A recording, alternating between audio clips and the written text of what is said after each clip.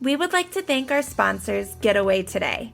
Use Getaway Today for all of your vacation planning needs. You'll get exclusive perks, great discounts, and the best customer service.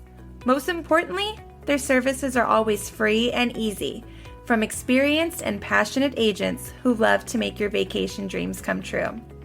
Head on over to getawaytoday.com from the link in our show notes to see their exclusive deals, and you can call 855-GET-AWAY and let them know Walt's Apartment sent you to start planning your next vacation today. There was an idea. The idea was to bring together a group of remarkable people, see if they could become something more. I have an army. We have a Hulk. This is the Marvel Tribe, brought to you by Walt's Apartment Podcast and the DisInsider. Avengers! Assemble. Hello, everyone, and welcome to the Marvel Tribe. We're a group of excited and passionate individuals who have come together to share our love of all things Marvel. We are brought to you by Walt's Apartment Podcast and the DisInsider.com. I'm so honored to be joined by this group of amazing Marvel nerds. From the big screen to the small print, feel the pulse in your chest so you know you're alive. One team, one love. It's a Loki edition of Marvel Tribe. Marvel Tribe. Yes. Marvel Tribe. Marvel Tribe. Here we are, Sunday night. Marvel Tribe. We're thinking, well, we have all this stuff. What are we going to talk about? Then, boom, they dropped Loki on us Wednesday night. We had to wait 4 days to actually talk about it. How are you? How you guys? Well, we've been talking, but how y'all doing? David, how you doing, friend? Dude, I wasn't gonna say I'm glorious, but I think that line is reserved for somebody else. I'm happy. I'm stoked that we are getting another Disney Plus Marvel edition series, and this is the one I'm really anticipating, waiting for, and I have not been disappointed. I can't wait to get into this. So, okay, Chris, how you doing, buddy? Disney done differently. Chris Alardi, how you doing, my friend? I am burdened with glorious purpose. there we go. There we go. There he is. And then we have the one and only podcast princess herself, Sam. How are you? I'm good. I really enjoyed this episode, and I can already anticipate so many twists and turns. I just can't wait.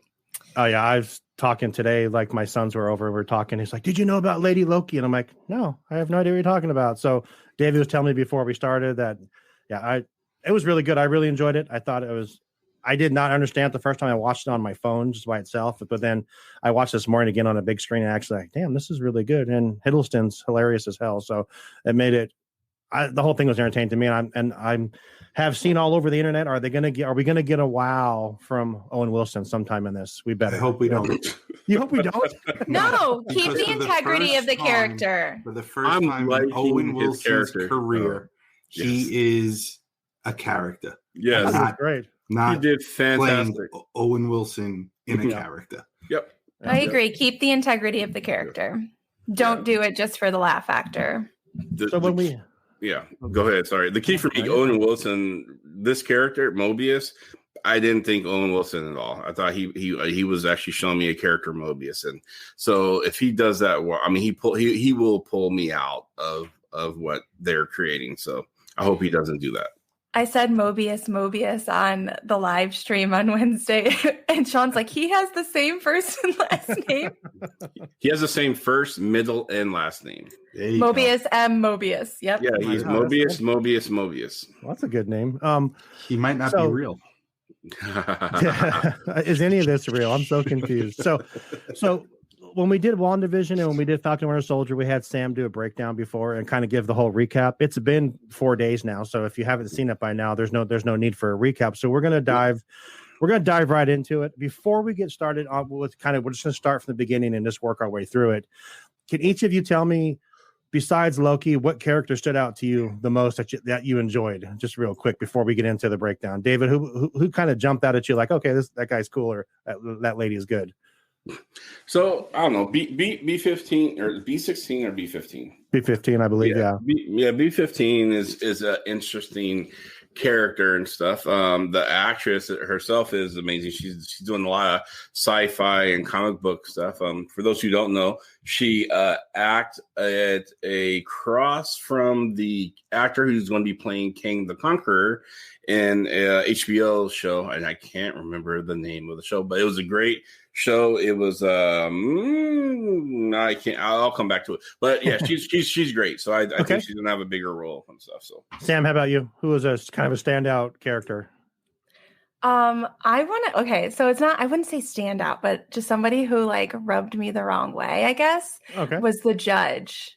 Like there's more to her than there's more to her with Mobius. I think they kind of had a little weird kind of chemistry there. I thought that was weird. Yep. In my opinion, but yeah. So look at Crystal already over here just big. See, I don't know what's going on, but you guys probably all know what's going on. So they said her name.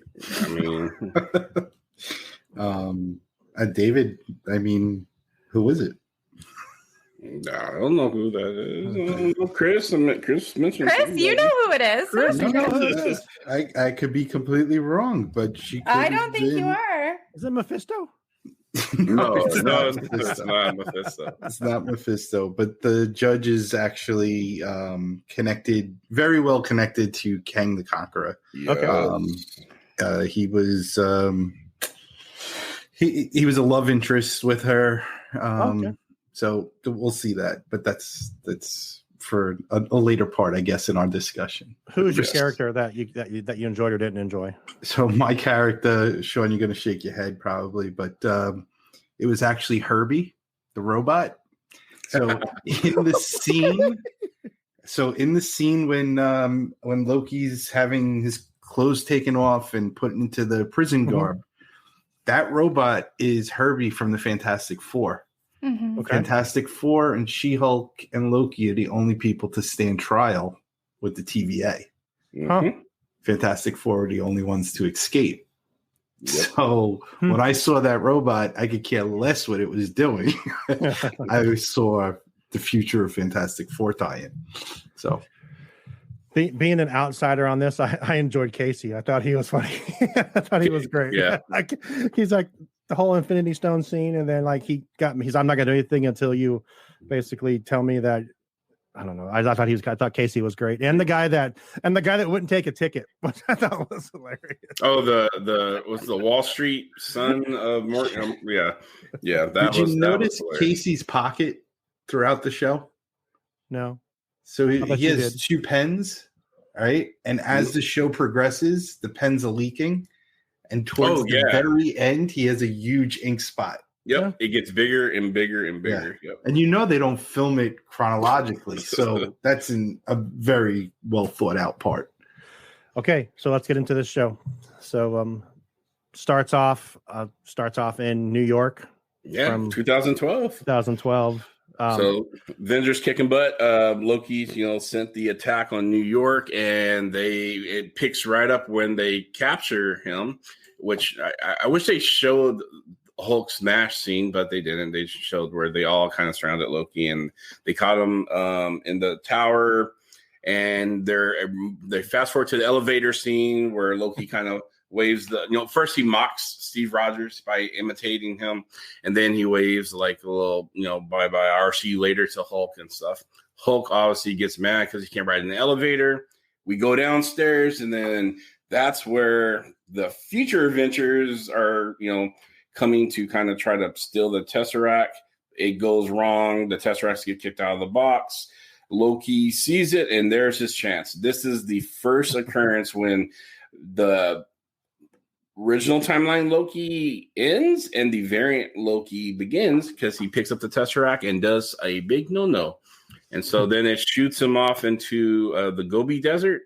So this is where he comes into the Gobi Desert, and he sees some of the local natives there who are, he jumps in like he's Loki. Hey, I'm here burning with glorious his glorious purpose speech, and they're like, who the hell are you, dude? Who the hell are you? Yeah.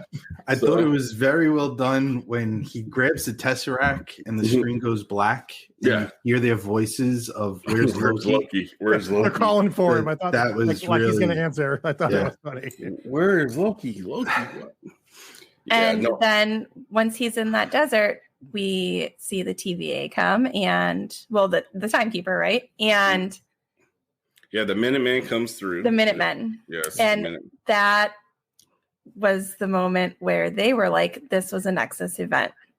So they didn't call it a Nexus event, though, did they? No, they just kind of Men in Blacked it after they were done. They just put that thing down to erase everyone's kind of memory that was theirs. That's kind of what I got out of that, Yeah, so when B-15 came through, she was looking at her time tracking device, which was showing it's stable. So the new timeline's still stable, but it was an event that they absolutely need to have dealt with. But it didn't cross the red threshold and stuff. The red threshold is where chaos happens and stuff. So it was one of those things where it's teaching us and showing us what's going on, and I think we're going to see some events that crosses. I'm just saying, in the future we're going to see timelines where it's going to cross that red line. We're going to see the instability and stuff. Okay, so it would be an interruption and not necessarily a Nexus event then. Correct. Gotcha. So the timekeepers show up, B-15, who's, she's like the lead head, hunter and stuff for these variants, and hits him with the stun gun slow-mo device. 16th time, I thought that, yeah. Which I loved. Oh my gosh. I mean, she whapped him, and we got to watch it in slow motion, but he felt it in real time, and she slapped the collar on him, which is controlled by what's called the time twister, which, Chris, you want to say, time twister is something different in the comics. A little bit. It's an actual being. Yeah. But it's an actual person. But just on that device that she had, the TV card, I guess you would call it, right? At the very bottom, it does say, it says Loki, and then it says 616 next to it. Mm-hmm. So that starts my first of the Easter egg of this show starting. But then I'm enamored by, why is her gun purple? Right? Or hers is purple, and the other two soldiers or Minutemen is orange. Mm-hmm. And she's Agatha. So my theory is that purple eliminates you. Oh, eliminates you from the timeline. I don't know if this is fact. Just from what I saw, like they do it to the gentleman in the courthouse. He gets eliminated by purple. When they reset the time with that little bomb, it was orange. So orange is a reset, and purple is Chris is a nerd. Chris is our nerd, though. We're so damn glad to have you, because I didn't know what color there was. I had no idea. So let me put this out there, though. So Marvel Studios actually has a color continuity expert when it comes to the powers that are shown in the Marvel Cinematic Universe. Why does that job exist? It has, because different colors of powers and stuff absolutely do mean certain things and stuff. Wow. And so they have a I want that job. Yeah, no doubt, right? Can I get that job? I don't want that job. Can you imagine if you fluffed that? $1 billion productions? Like, I don't want that job. No way. Wow. You do everything you do well. It's fine. It'll be great. So they have that. So they have a color, continuity expert and stuff that they, if it's a Marvel production and stuff, and it deals with, any power source or magic or anything else, the color that it is there's a reason why it interacts the way it does. So speaking of interacting, going right into the next scene, as they bring Loki into the TVA. Oh yes. And they changed the Marvel logo to green. So if you're talking about color, right then they switch the thing. They bring up Marvel Studios and switch you into the Marvel logo of green. If we're talking about color continuity. Go on. Sorry. No, that's fine. She's holding the Tesseract that in the desert is glowing bright blue. And once they're in the TVA, It's a dull, not even illuminated. Because we learn later that there's no magic, no outside power influence that works in the TVA. They use Infinity Stones as frickin' paperweights. So Shawn asked me earlier before we actually started the show. We can get into it at that time. That's fine. If you want to get into it when we get to that part, we can. No, we might as well get into it now. We're touching bases on it and stuff, and I think it's a common question that a lot of fans have and stuff. Is like, that's what I've been thinking since Wednesday. Is what the hell? Why did we even have these 22 movies if they meant nothing? And the way you explained it to me totally made sense. So basically, I'll explain it to you like this, because it's really not something people should expend a whole lot of brain power in thinking about and stuff. But so think of it in this easy term. Like, so the Infinity Stones are kind of like batteries, right? And let's just take a CD player. If a battery outside of the CD player, it's just a battery. It's just a thing. It can be a paperweight. You can throw it at someone, hit them or hurt them. But that's it. That's the extent of its power. But you put it inside of a container, then that's where the power flows and stuff. And the TVA in that scenario is outside the container. Okay. So if you think about it in those terms, it doesn't diminish the power of the Infinity Stones. It's just telling you it's the Infinity Stones are outside of its container, and which is the actual universe, because the TVA is not inside of that sacred universe. So they're outside of the realm where they have any. But you put those Infinity Stones back in the container, and the power comes back on. So Loki should have snatched a few. But he had to get out of the TV. Fill his pockets with some Infinity Stones. So, can I ask a question, even though it's kind of out of time here on the thing? Before I forget to ask this, I asked my son this, and he kind of gave me his answer. But I want you guys to give me your guys' opinion. TVA, they handle time. They do all that stuff. They keep time going the way it's supposed to. Correct? Mm-hmm. Why didn't they stop the snap? Because it was supposed to happen. That's exactly what he said. Correct. Okay, that's exactly his. Okay, thank you. So the TVA isn't. They're not judges on what's good and bad. They could care less. Yeah. The timekeepers were created and sent back to preserve actually themselves, not time. Correct. So you have to think of everything that's happened and going to happen. Mm-hmm. Aside from interruptions from the timeline, as like a predestined action. Perfect. Well, you've seen this already. The death of Peggy Carter. There's two versions of Steve carrying that casket. Yeah. Mm-hmm. So, and I mean, Loki even asks the judge. He says, "Well, why didn't anybody stop the Avengers from going back?" And she said, "Well, that was supposed to happen." Fair. Okay. So everything is predestined. Okay. Moving on in the show here. So we get the Loki opening, we get the Loki credits. Is this when he drops down in front of the robot? Or is this yes, right? They bring him through. They bring him to the TVA, and we get a little Easter egg. And I think it's an Easter egg.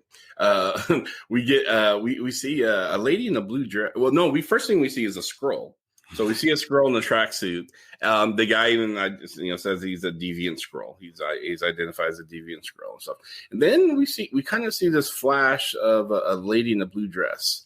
I don't. That's not yet. That's later, isn't it? After that's after he steals the time twister from Mobius. Is it after he steals the time twister? Yeah, it's when he's in the hallway by himself. You're right. I'm sorry. You're right. That's ahead. We'll get to that part, lady in the blue dress. But yeah, we see the scroll, and it's like, oh, okay, hey, scrolls are infecting. They're all over the Marvel universe right now. Tracksuit, just like Captain Marvel. Yes. So this deviant may have came from the 80s era where Captain Marvel was shot. So. But yeah, you guys notice way too much stuff, man. I barely noticed it was a scroll, and you guys noticed what he's wearing. I mean, track shoes is very a decade-oriented thing. That's true. That's very true. Exactly. I've had a taquini. But anyway. So after he gets changed into his clothing, into the prison wear, he's then dropped again into a room where he is presented with everything he has ever said. Wait a second, Chris. Let's back up real quick. Who did he meet when his clothes got changed? You just told us before we went on.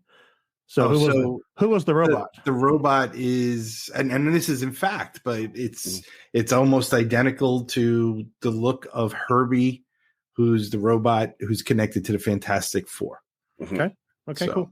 So then he gets clothes melted off, fine Asgardian leather gone, dropped down into the screen with a huge ass big old pile of papers. I could Sorry, care too. go ahead. I don't care about the papers because there was a flirkin sitting on the floor. Yes, there was. And a picture of him on the cup. If Casey doesn't know what a fish is, I know he doesn't know what a cat is. That's a flirkin that is sitting on the floor. Absolutely. Yep. So yeah, that one. So hey. So he had to sign. Yeah, he had to sign some paper documents acknowledging this was everything he's ever said in his pure existence. And I love the fact how, as he was like questioning that, the scan was it not Scantron? Where are those printers? That was a data printer. Dot matrix printers. Dot matrix. Yeah. Printed out. Yeah, his confusion words, and so he just signed it, and then he got dropped into where the soul chronometer or. With the guy asking him, are you a robot? Do you state you're not a robot and you have what's called a soul? Yes, a little bit of an existential crisis. He was like, well, what happens if I am a robot? Yes, absolutely. Then it'll melt you. It'll melt you. Out. I'm like, damn, okay. Oh, I loved it. There's that moment of pause. I think we all would have had that moment. It's such a weird, absolutely weird thing. I think I would have too. I don't think I would want to go through that machine and stuff. So. But yeah, he went through it, and it printed out his aura, and his aura is red. I'm sure there's some relevance to that because they talk about your temporal aura and their signature. You leave your signature and stuff, so it kind of helps them track things down and stuff because you can leave your signature on things and items and stuff like that. So, and they talk about that a little bit in the show. We'll get to that part. Yeah, that was nice that it produced a Polaroid picture that comes out of this machine. Oh, yeah. So do you guys know what a red aura means? No, did you look it up? You want to tell us? Okay, well, this is something that's like in my wheelhouse. So a red aura is a person who likes to live in their physical reality. They like to manipulate their environment. So him being the, trickster, he likes a tangible reality. And he likes being able to see, touch, hear, and taste his physical world. So right now, that's not going to be working for him in the TVA. Right. Cool. He can't manipulate his reality. Well, he's starting to. Well, he's starting to. Not yet. He'll figure this out. He will. He will. So the line about "Are you not? Are you not a Klingon or I don't know what robot?" Yeah. Right? That took me right back to Klingon, which is the robot that's been created that will destroy us all. Ex Bucky, but anyway, not Bucky from Marvel either. But anyway, the Tony Stark answered his phone and saying that you're not speaking to a live person, you are speaking to I forget the exact words. I wish I had written it down, but it's basically a robot of himself. Mm-hmm. And you've seen him do that multiple times, Tony Stark do that, and you've seen Loki do that. Where Loki's not a robot, but he's walking with Thor and then leaves the reality, right? Which will go into another part when you see the flashback when Thor throws the rock to his brother who needed him to be there. Yeah, right? But, he projected his illusions, Mr. Trickster, little scamp. So my favorite part. My favorite part is the next scene is, believe it or not, the cartoon had so much. Miss Minute, yes. Miss Minute. Oh my gosh, so much. Number one, I never thought it would have the Southern female drawl accent, which I thought was excellent. They did a good job with that. But that cartoon of the war. So that was the Kree versus the Nova Corps. Okay.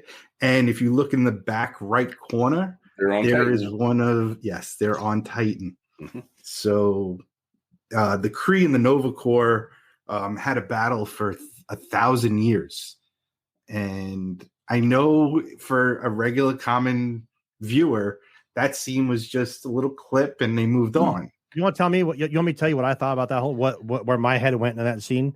Mhm. To Jurassic Park when they're explaining in Jurassic Park Mr. about DNA. It reminded me exactly of that scene, like with the little thing there, and I'm like, this is just like Jurassic Park. This is great, but I know it had nothing to do with Jurassic Park, but that's where my head went. And then obviously the guy that with the ticket I thought was funny too. The guy that didn't take a ticket because he was trying to be cool, then he got melted from. Yeah, but go ahead, Chris. I'm sorry. But. No, and then just the genius in writing. Where I don't know if you caught it, but she actually says that within the timeline there is madness and multiverse. Yeah, and I'm like, you tell him you wrote that in purposely. It's right there. I was like, I eeked. I was like, Yeah. So there's not one universe in the sacred timeline. There's a multiverse that the timekeepers are keeping on the sacred timeline and stuff, and they want to keep it stable. They don't want people crossing and mixing the multiverses and stuff. But I do have to say, like the goal of Miss Minute and including Mr. DNA. I mean, they've even said before it's how you teach children through cartoons and stuff. This reminds us of our childhood when we're in class and we have to digest boring Schoolhouse Rock. Stuff. It's like Schoolhouse Rock. So they do that 70s kind of thing to kind of get our attention, how a bill become a law and all that. So I loved it. It was very nostalgic on that part. Do you use that kind of stuff, Sam? No. Okay. No, we've got better stuff now. Okay. That's fair.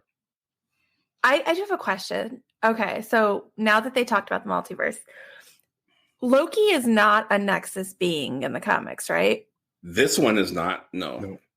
Okay. There is a Loki version that is a Nexus being. Okay. I'm glad I asked this question then. Yeah, me too.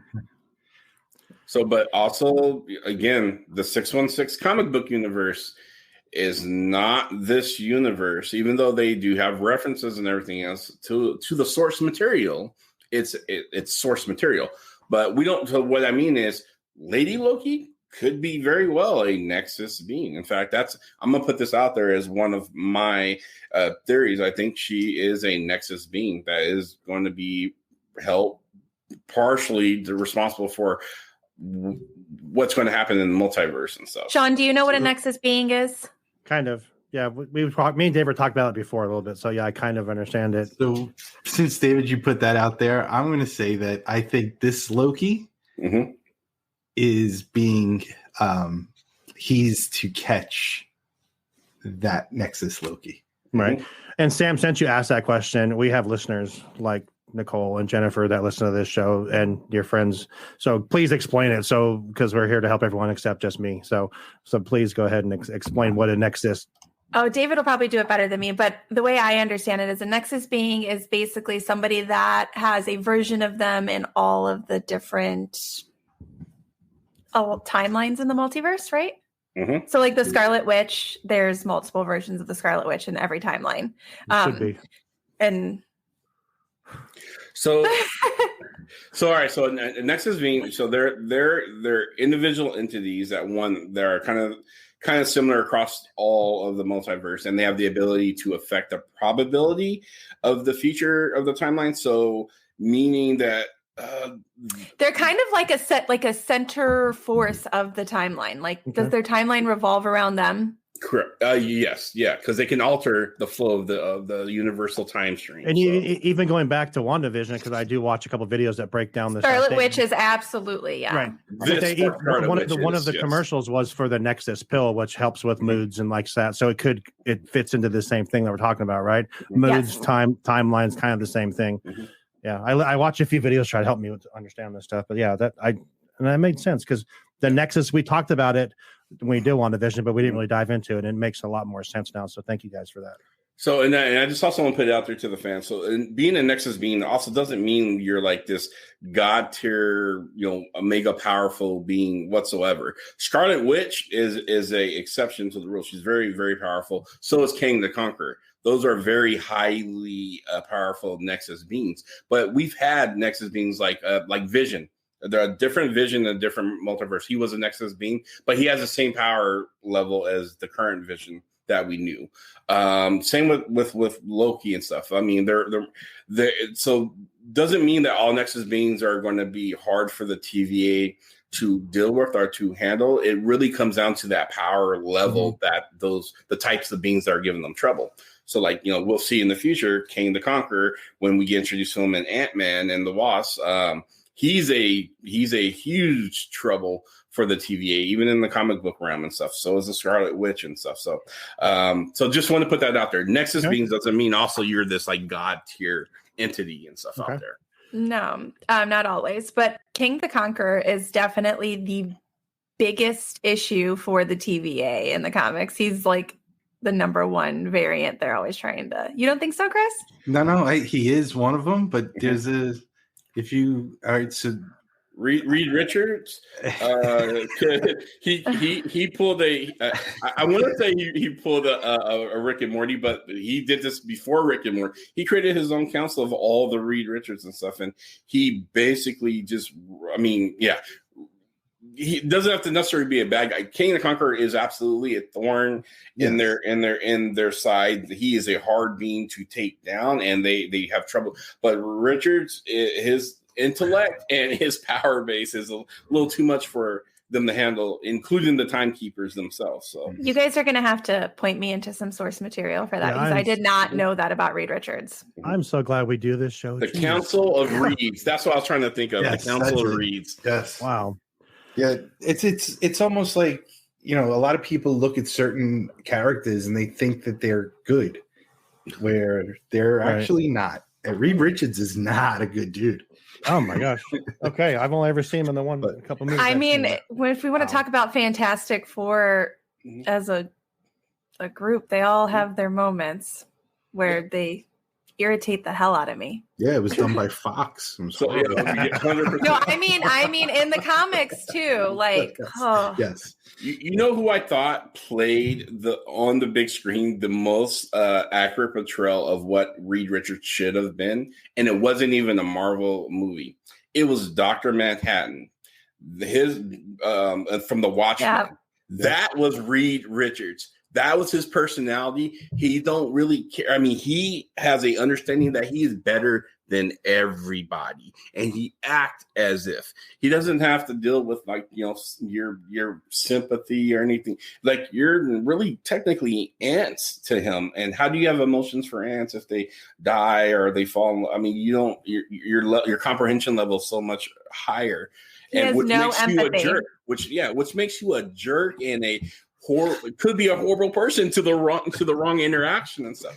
That's Reed Richards and stuff. So, all right, we'll have to come back to that because we have like 45 minutes of the show left. So let's continue. So they move on. They go into the trial. Right. Well, the one guy doesn't have his ticket, gets melted because he doesn't have his ticket, and then blames the guy telling him to take a ticket. So I thought that was great. Loki freaks out and has his ticket. Then they walk into the judge's chambers to where he's going to have to answer for his crimes. Who wants to take this scene? Go ahead. Anyone? I know Chris does. Yeah. No. I'm actually. So behind the judge is, to me, more important than what was being said at that exact point. There's the three faces of the timekeepers. The one directly in the center is, David, is it Vast or Mast? I don't know. Yeah. But if you look at his face, it's the only time I've ever seen it where it's got a different expression. Then even if you see the three that are holding up the time in that other scene, Loki drops the line about anyone can tell the difference between two different Tony Stark's colognes, which I thought was a great nod back to Ant-Man mentioning it You wearing Axe? Yeah, you're wearing Axe, which takes you back to the exact scene of when Loki takes the Tesseract. And basically it's explained that what can be done in the TVA and what cannot be done. The only thing is he is not really about to go to trial.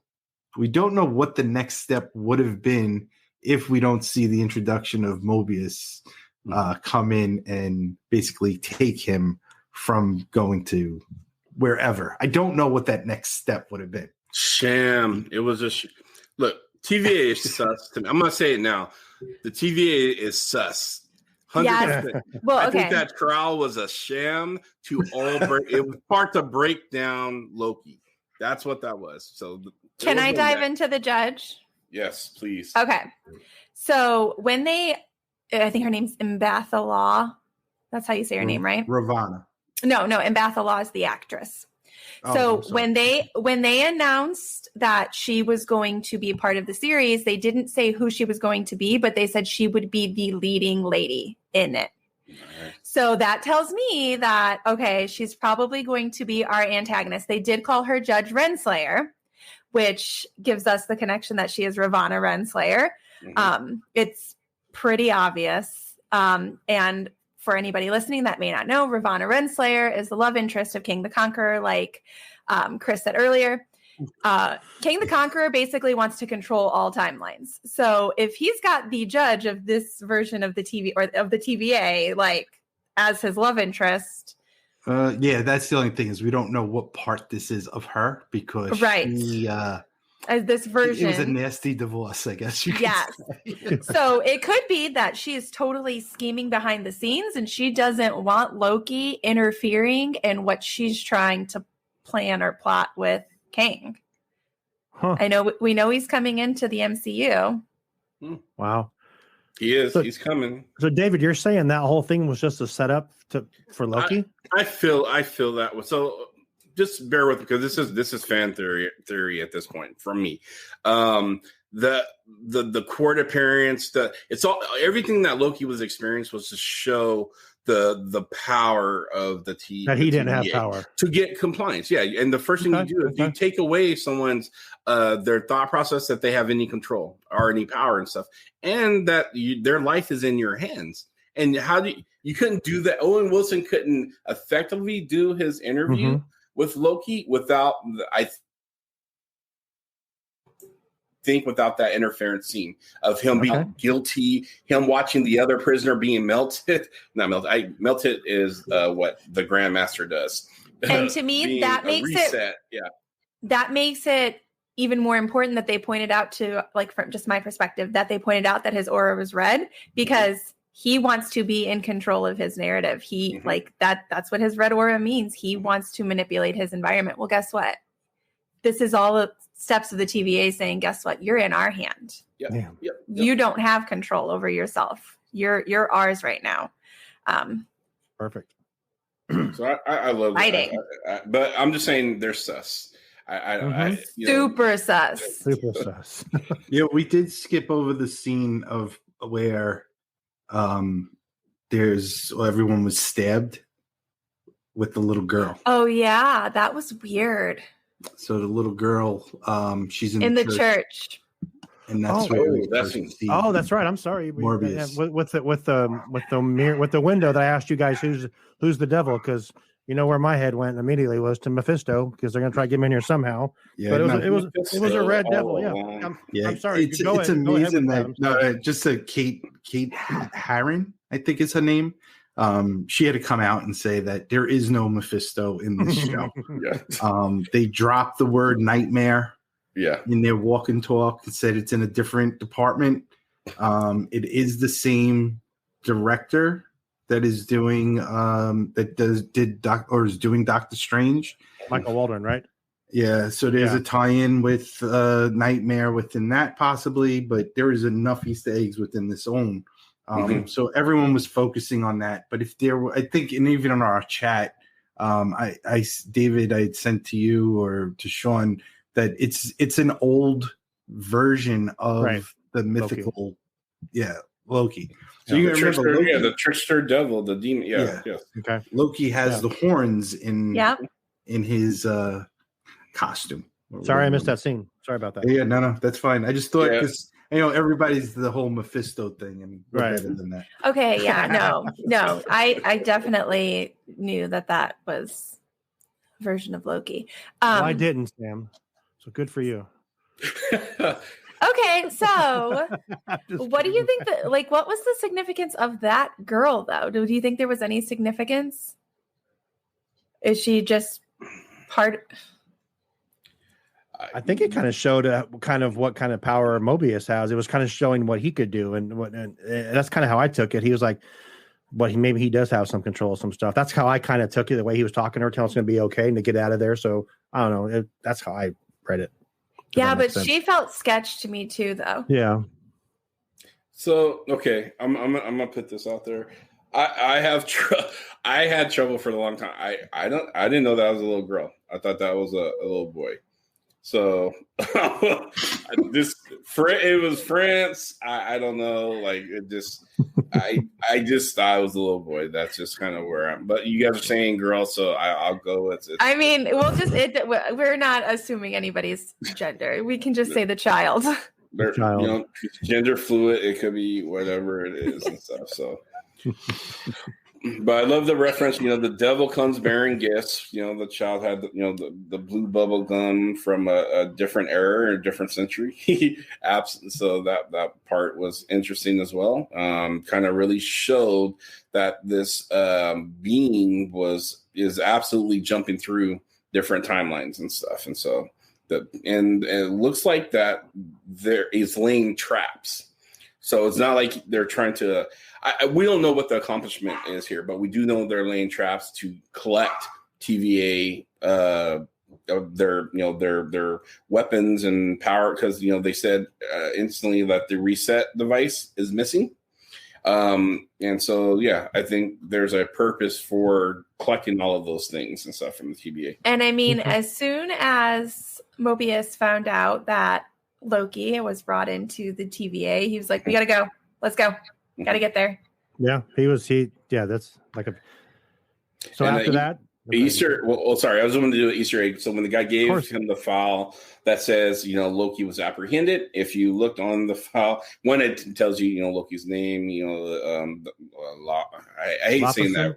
Loffinson, thank you. Yeah. He's a frost. He's from. He's not Asgardian. They have frost giant. Yep, they have all of his files, and it even says under gender fluid. So which means Loki is gender fluid, and throughout the multiverse, the sacred the sacred timeline and stuff. So there's some female Lokis and stuff, and it was a big tell. It was proving that before we actually got to see the female version of Loki. So yep, they were telling us there's Lady Loki out there. So for something on there also, it ended his timeline at 2099. Yes, which is another comic reference, not an Easter egg, but the comic book reference. There's a whole storyline. I'll take you guys to watch this episode and you pick out stuff like that. I just saw it apprehended. That's all I saw. Okay, so sure. I'm going to give you something so that you're going to keep going, and hopefully, maybe the fans, our listeners will also pick up on this. So, in multi times that we've seen, and go back and watch other movies. So Loki, when he is there, okay, and physically a being, Loki is right-handed. Okay. Anytime he does something with his left hand, it is a variant of Loki. Loki used his left hand to stab Thanos. Loki used his left hand in multiple major scenes throughout the MCU. So knowing that, just keep it in the back of your head. Don't make it part of the show. But as you watch certain things, I love the face that I'm getting from Shawn. I'm just so freaking there is a lot of... Man. We need to put this out somewhere so people can watch us record this one, because Chris is just all smiles the whole time and he's so excited and I'm just like so confused. It's also exciting. You get David's going, yep. Yep. and Sam's like, "Oh yeah, that's right." And then you're skipping me. I'm just, God dang, man. Oh, who cares if he's a writer left-handed? Obviously, Chris O'Lardy does. So, well, it's telling. It's I telling. guess. So think about when he went to use his magic, Shawn. I want you to go back and I want you to watch that scene when he went to use his magic. Okay, I will. And realized it didn't work. Mm-hmm. Which hand was he using? I'll have to go check now, and I'll do that because I've only watched it 2.5 times, but I will watch it again and probably again and again, so I can catch up with you guys. But so back to the trial, we're at that point right there where he's trying to use his power. Mobius walks in, according to David and whatever you guys all kind of agree with him that was all set up as a ploy to get Mobius to give him, because she even says, "Don't mess this up" or whatever. You know, he explains to B-15, "I need to take him. Don't mess this up. I feel something there." He takes Loki and then starts the. I guess debriefing or the interview, I guess you would call it. So he takes him to this kind of interview room and stuff, and Loki, being obstinate as he is, this is the first time we get to kind of see the time twister in action when Loki tries to attack him, and he rewinds time, and Loki goes right back to where he was, the 5 steps that he was previously and stuff. And so he's like, and Mobius is like, just have a seat. Go ahead. let's kind of talk about you. And so he asked him, one of the pivotal lines I actually liked because it was kind of repeated and it was kind of a theme was, do you enjoy killing people? There's going to be a lot to that and stuff because it's not, first of all, we got to remember that the story arc of the Loki that we kind of all grew to kind of like and enjoy is definitely not this one. Mobius knows the story arc of the full picture of the whole Loki and stuff. He calls him a pussycat, which I thought was hilarious. He says you're just a pussycat. You're not even that strong, according to him. I think that was just to rile him. It was just to rile him up. So. Well, of course. I mean, you would rile up. It's almost like saying like you're it's like saying Mike Tyson's career, right? You know where he is right now today. This older gentleman, he's wiser and everything.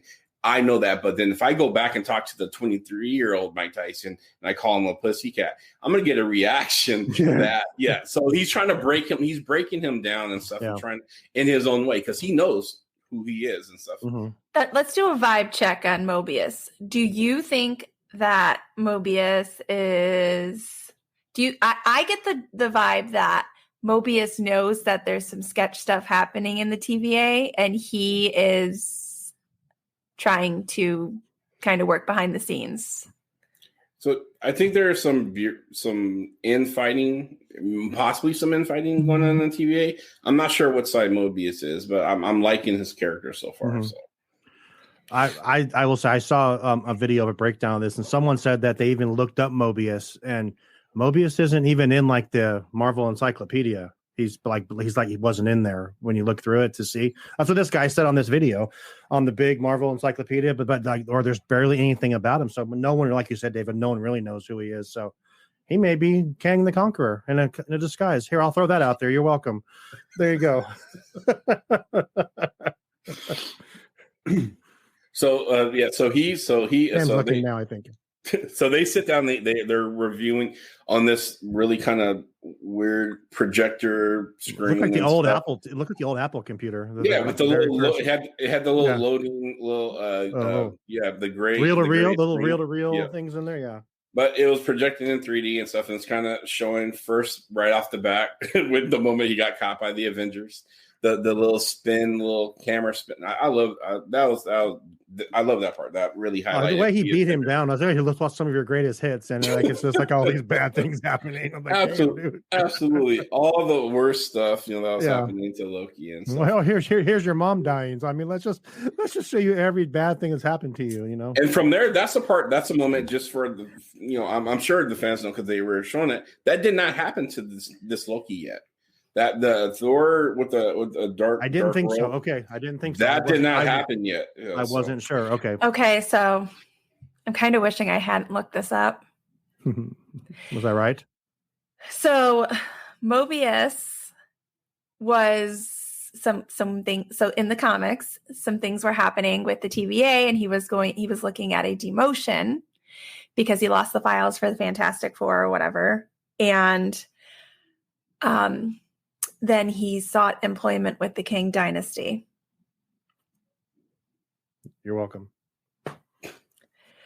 Yeah, Told you. Shawn. Okay. I don't know, though. I don't know, though. Shawn knew it all along. There you go. Shawn is the Marvel god.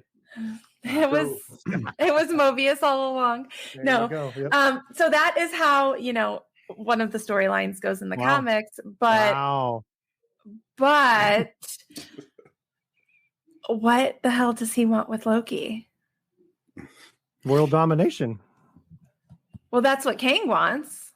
Kang the Conqueror wants. Well, he wants to conquer all the timelines. But if he's part of that Kang dynasty, then he probably wants the same thing. Oh my God, I'm actually contributing. Let's go. I want to know what Chris is thinking, because he's just like I'm shaking already his head at me. I'm three scenes ahead. I would like to, if it's okay, I just wanted to give something that I didn't catch during that scene. Oh, absolutely. I just want to give credit to someone who pointed out to me, Joshua Cruz, who I met on Clubhouse, and we started talking Marvel, and he's like, "Did you catch the Josta Cola scene?" And I didn't. And then I put it. He sent me information. I sent it in the chat, and it was like I gave a birthday gift to David. So, David, why don't you explain that part? Oh my God! So, you guys can't see right now, but David has his name on the screen as Blurred Hulk. Josta Cola is nasty. Yep, and it is. It's fact. It's facts. So Josta Cola is a cola from my timeline and our memory of the 90s and stuff.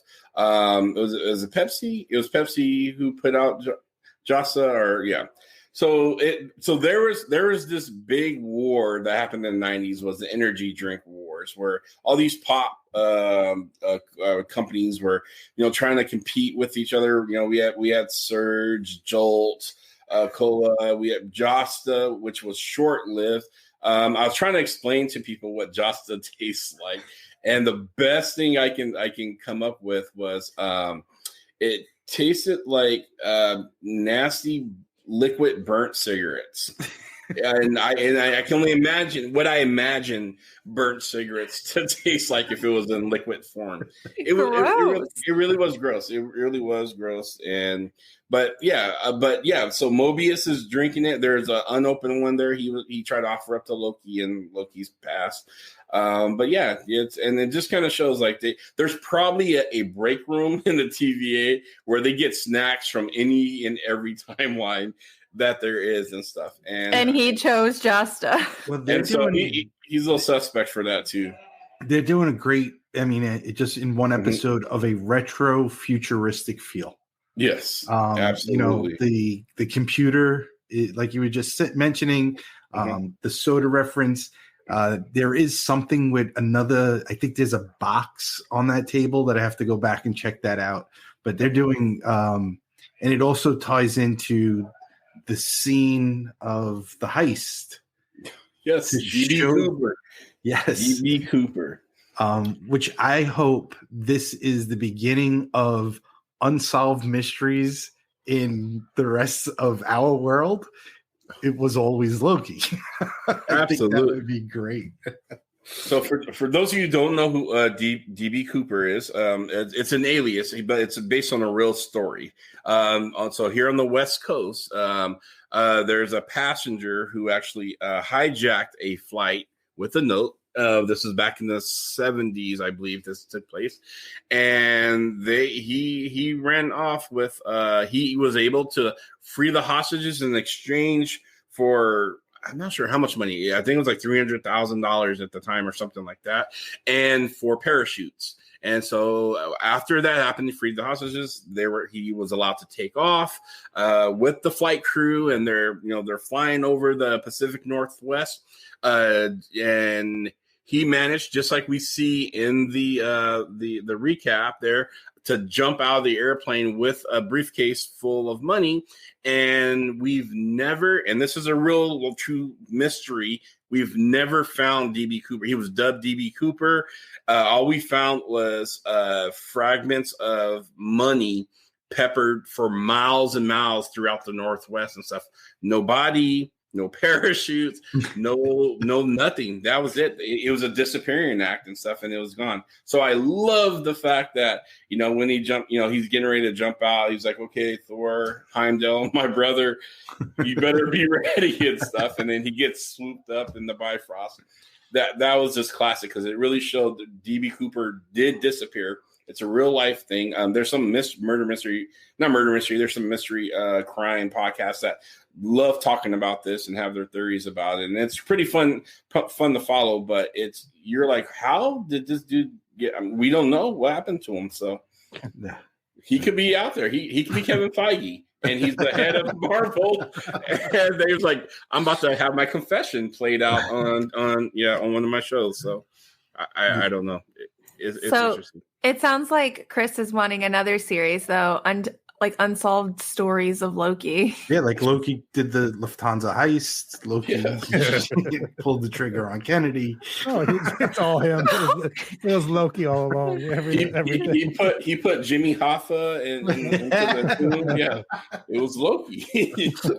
Y'all are awful. David, after the show, maybe we start writing that show. Oh my god, there's all wait a second. We could totally make this. Okay, we're gonna have to talk. We're gonna have to talk. Harvey Oswald, I love it. How petty would it have been if Loki had reservations to the Kennedy Theater and he got bumped because Lincoln wanted the skybox and something else happens after. Stop talking. I'm not gonna save your ideas because I've got an idea. We'll talk about it after the show. Sounds good.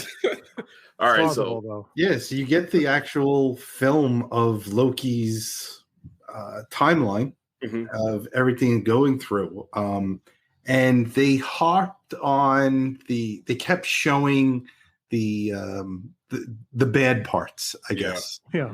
All right. You hear his neck snap of Thanos. The part where his brother doesn't believe that he's there because he needs him, and he throws the rock. That part actually, though, if you look at it, when they show Thor, he's smiling. And when they go to the close-up on Loki, he's smiling because that's when Thor forgave him. That was emotional. That was great acting. I thought that with his mom and there's been pictures out there of the 3 different scenes, how he was sad when his mom died, and then when he died, and then he was happy with that happy face with talking to Thor. I thought it was all these shows have been so damn good. So and it worked. It was a part of emotional manipulation. This is why the TVA is sus in my book. But in between that, that's when B-15 came in and said, we have a problem, and there was this little sleight of hand. If you weren't paying attention, Loki pickpocket. I did see it. I did see it the second time. and took the time twister and stuff. As he I'll be right back.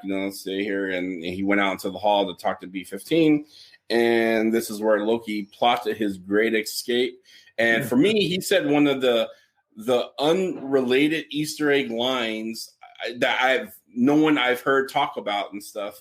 When he spots Casey, the guy who he turned over the Tesseract to, pushing his little cart into his office, right when he kind of blips his time, that's where we see, I believe, is Peggy Carter being escorted by the TVA. Lady in the blue dress looks like Peggy.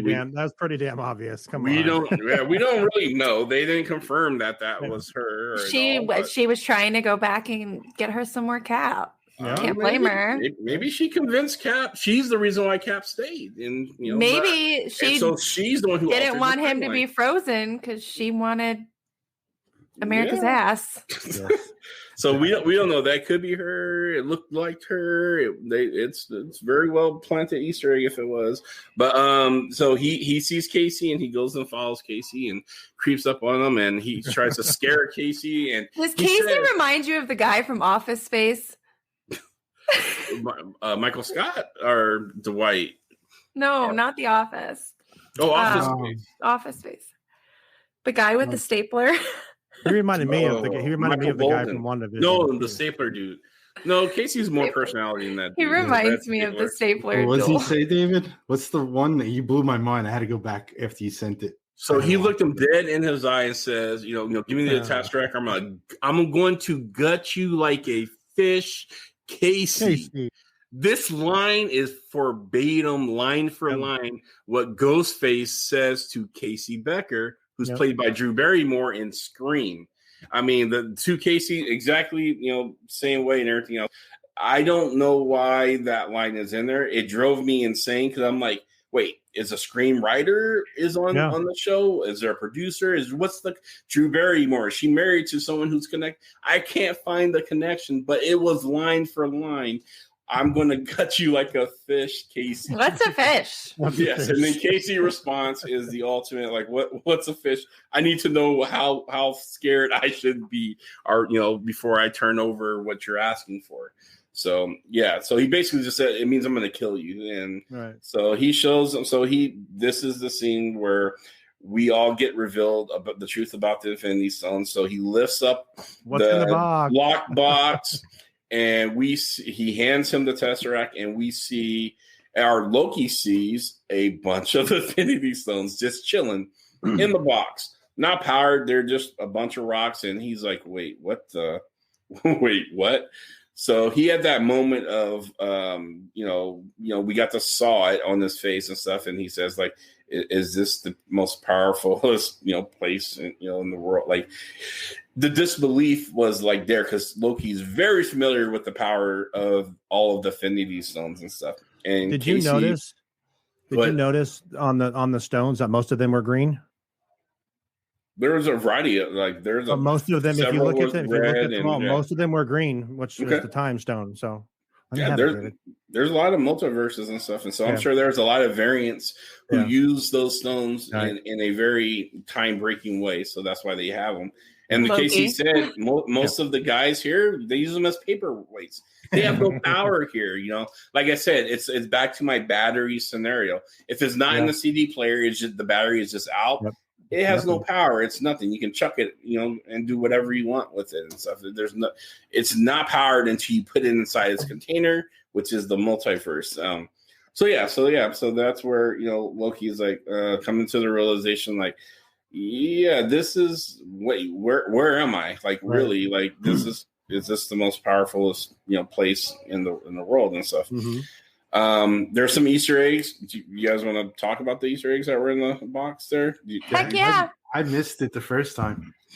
So the first one it stuck out to me the most, which was so if you're a baseball fan, there's a baseball card under one of the Infinity Stones, and it's a picture. It's a painted picture of the world famous baseball player called Honus Wagner.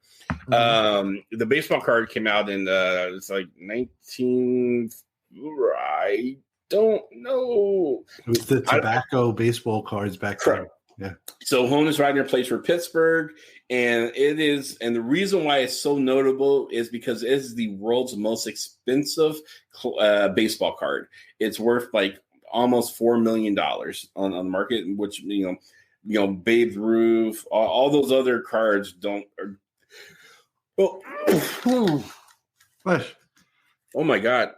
Sorry, those who couldn't see that. I just had that was a Hulk sneeze. I had a Hulk sneeze attack, and I couldn't mute myself fast enough. It's $4 million is the worth of the card. Yeah. So $4 million. In 1933.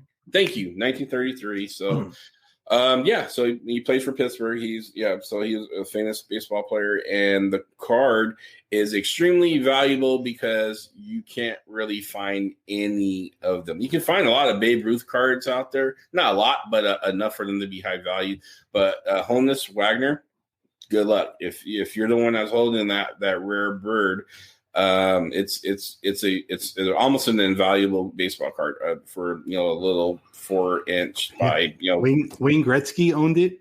Yeah, and then he sold it to Kendrick, the owner of the Arizona Diamondbacks. Actually, oh jeez, yeah, who owns it now?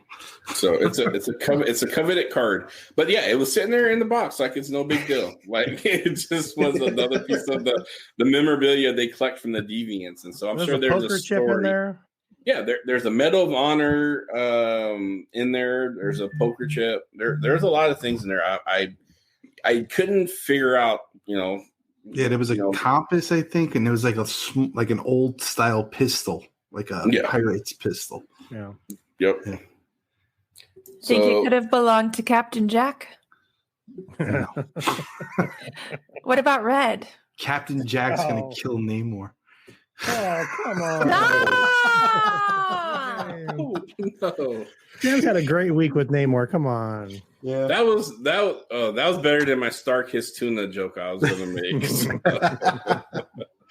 I don't need my heart. I think it's at this part. Sorry, I could be wrong. If it might be on the card. You are wrong. Back on the table. But there's the number, the T it's upside down. It says T372. And you see it like 2 or 3 times throughout the episode. And that references back to Thor number 372, which is the first appearance of the TVA in the Marvel comic books. Yep. So that was pretty cool. Nice. That's a cool Easter egg. There's a lot of numbers that mean a lot.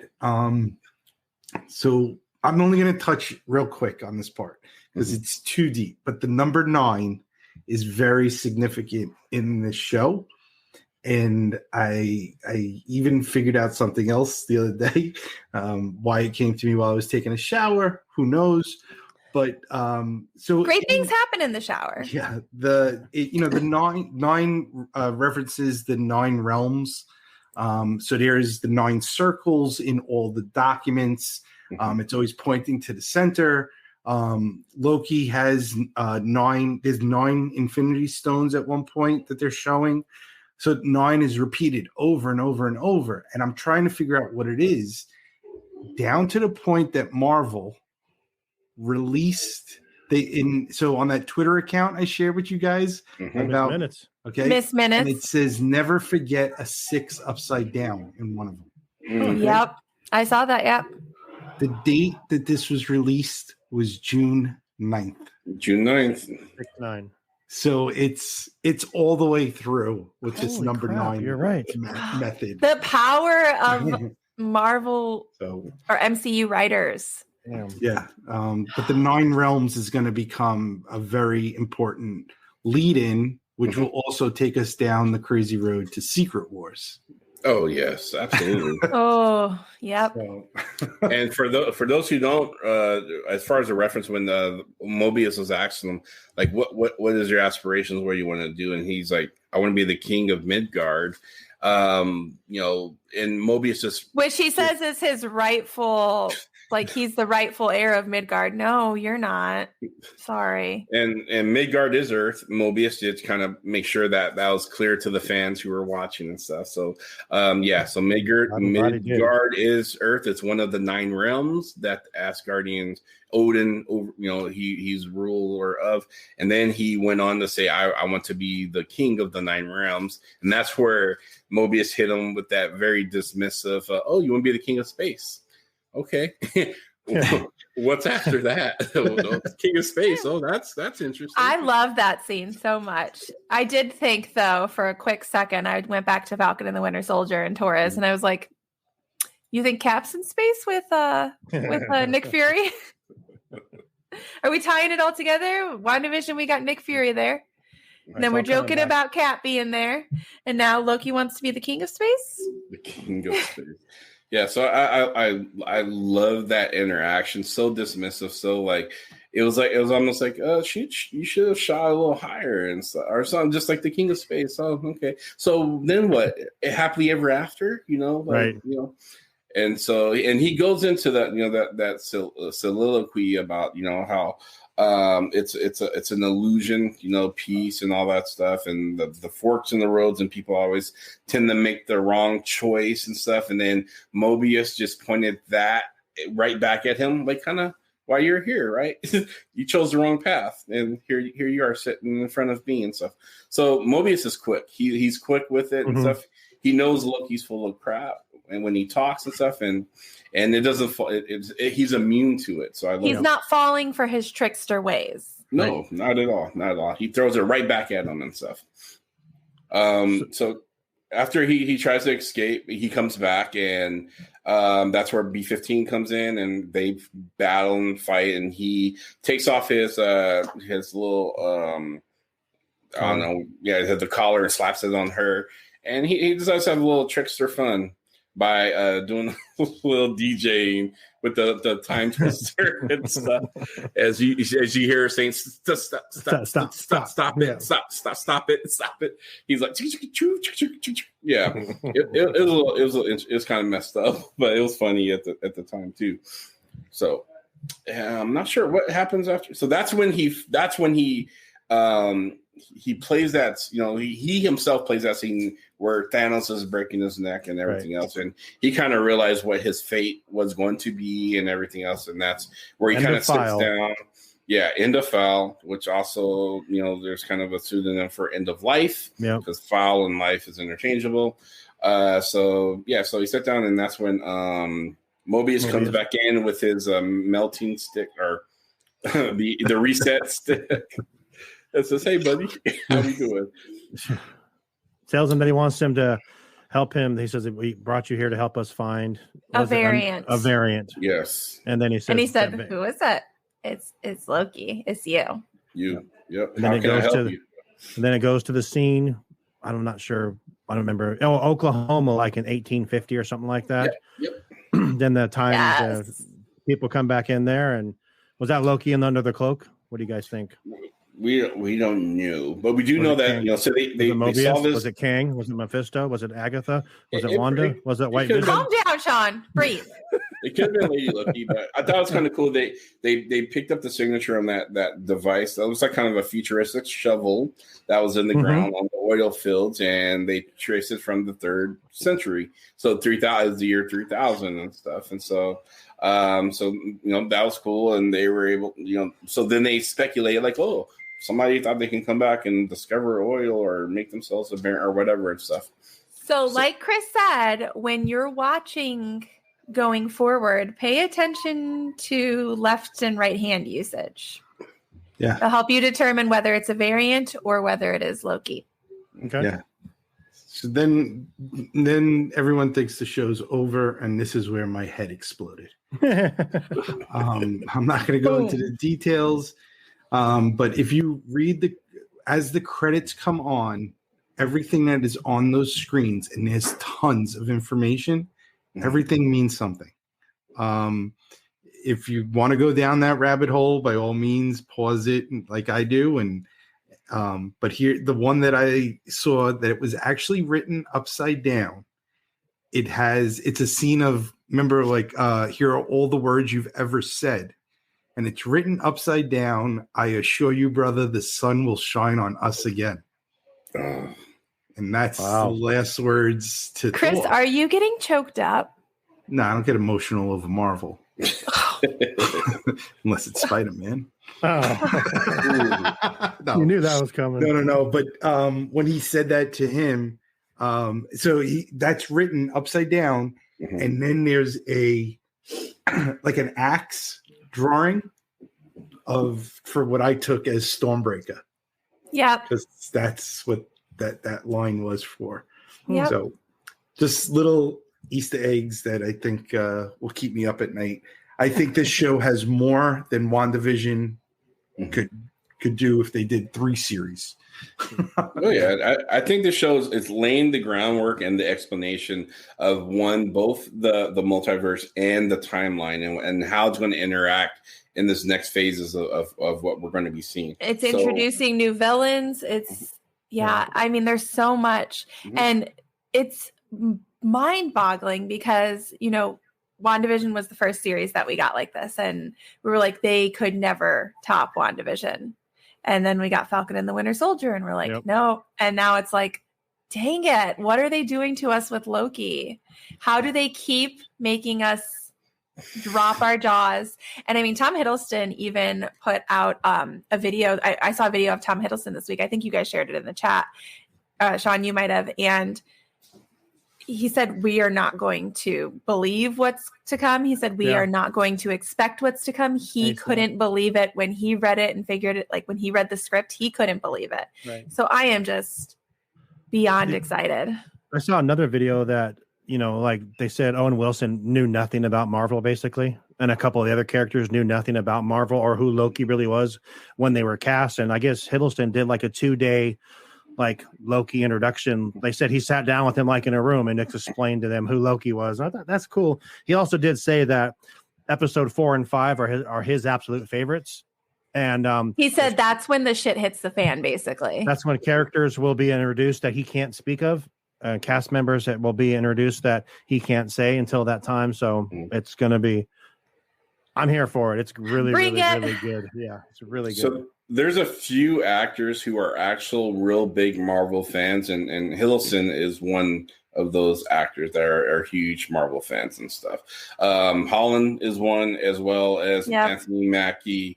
God, what is I can't think of. I'm drawing. I'm drawing. Not Thanos. Thanos was he was already, you know, but there's a few who are like actual geek out on this. They're stuff. like us. Yes, absolutely and stuff. So yeah, it's kind of cool to see. But yeah, look, Tom Hiddleston gave like a 2-day seminar breaking down like Loki and the whole everything and stuff. And Owen Wilson, who was actually asked earlier to play in the Marvel universe and stuff. We don't know who. At least I don't know who. From what I've seen, I don't know who and how he would have, what his role. I hope it wasn't Captain America or Iron Man he got asked for. I don't think so, but he's doing an amazing job with Mobius. I love it. Yeah, I like it. So, and the good thing that I'm liking. So I think everybody knows that we're going to see Kang in Ant-Man and that's coming. Yep. Quantum. Right Quantumania. So I hope we don't see him, but he's referenced throughout the show. Yeah. I mean, like already with like Ravana, where it's leading that way. Touches of that. I think the show is definitely gonna not be what we're prepared for. Yeah. There's gonna be tons of every week of speculation. And then we'll get smacked in the face at least on Wednesdays, so we can calm down by Sunday. Oh yeah, no, we have time. Oh my gosh! You guys have anything? You guys have anything else to add for tonight?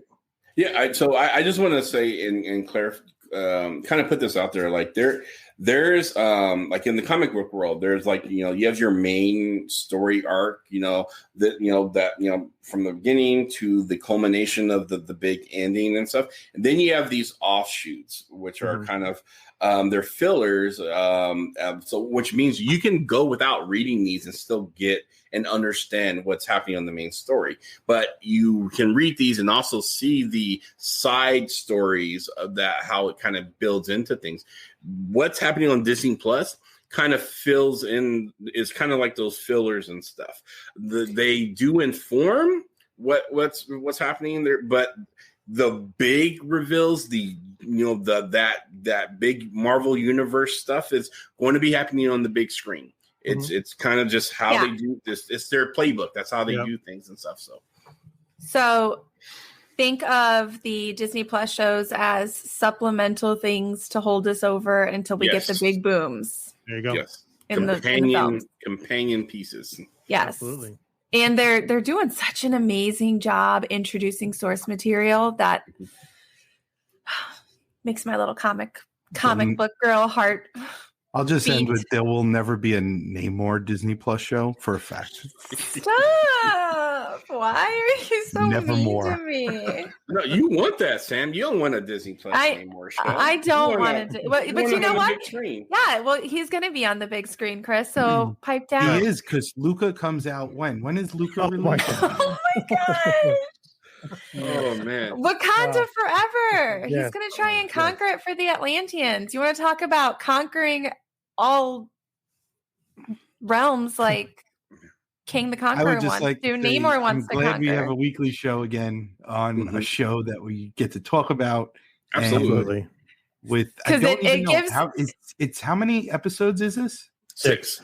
This is 6. Yes, which this is an one is upside 6. down 9. Loki has 9 lives. Look at Minus that. 5, and it's Chris 4. is excited that Fantastic, I don't have a reason to talk about Namor for Number 6 9, weeks. Number 9. Number 9.